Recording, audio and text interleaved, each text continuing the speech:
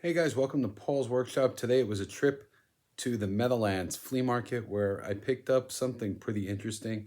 I want you guys to take a look at it.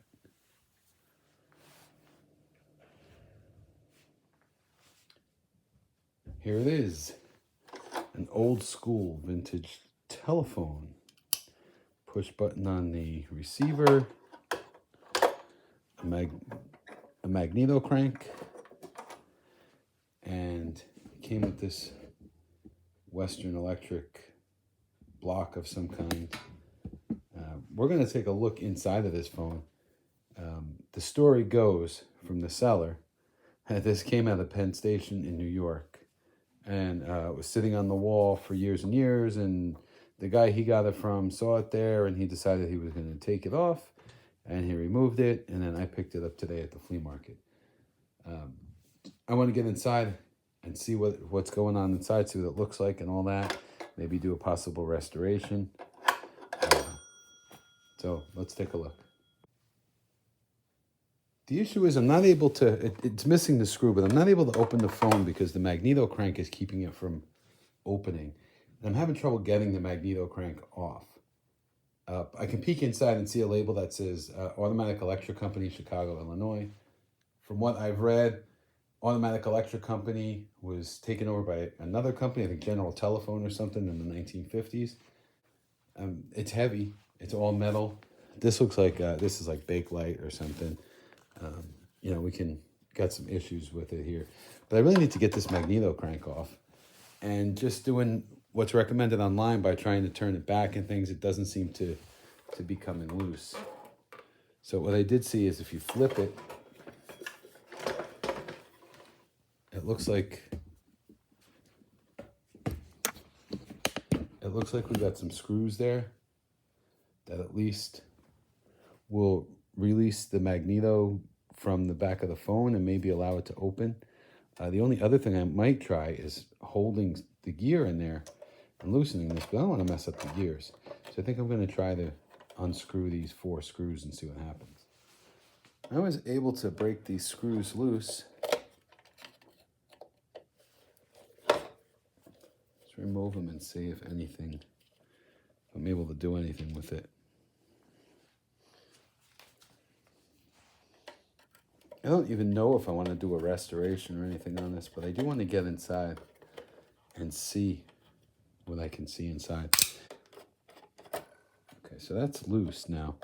At least that magneto is loose from the backing. So hopefully now it'll open up. We can get a look inside.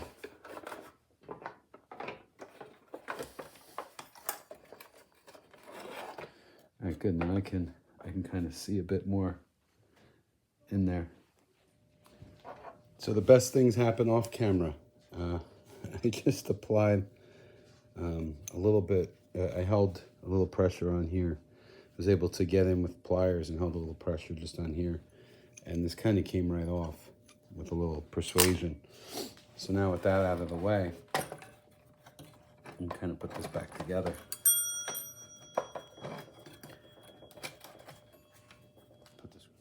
Okay, now I can get a good look inside of it. Some big capacitors in here, which I probably could have zapped myself messing around with this magneto and these capacitors. I'm not really sure how these things work, so I'll have to do some research and just see just how it works. But you can see there's been some wildlife living in there, some spider things and stuff, so it needs to be cleaned up. I don't know if I want to restore it or if I want to keep the patina. This might just clean up. Maybe just keep the original paint and just do a cleanup on it. But I'm wondering what your thoughts are on this out there in YouTube land, fans of the show. What do we do with this automatic electric telephone? I'm just going to put that on lightly because I want to be able to get into it again. Obviously, I'm going to hang it up in the collection, but do we restore it? Do we not? This is kind of like the faded Bakelite, the cord. Like, there's a lot going on here. This stuff is probably brass. We'll probably polish up nice. wonder what we're gonna find in here. Wow. So, yeah. So let me know what you think in the comments. What do we do with this? Do we restore it? Do we do a cleanup on it? Does anybody know anything about this thing? This is, I can't even find a model number on it. I'm going to do a little more research online. Hopefully I'll be able to get some more info. But I do know it's automatic electric. And I have seen these boxes. And I've seen, you know, with the dial, and I've seen kind of other configurations, but I haven't seen one with the crank on it that looks exactly like this. So maybe there's truth to it. Maybe this did come from the railroad or something like that. But, well, we'll see. Thanks for watching.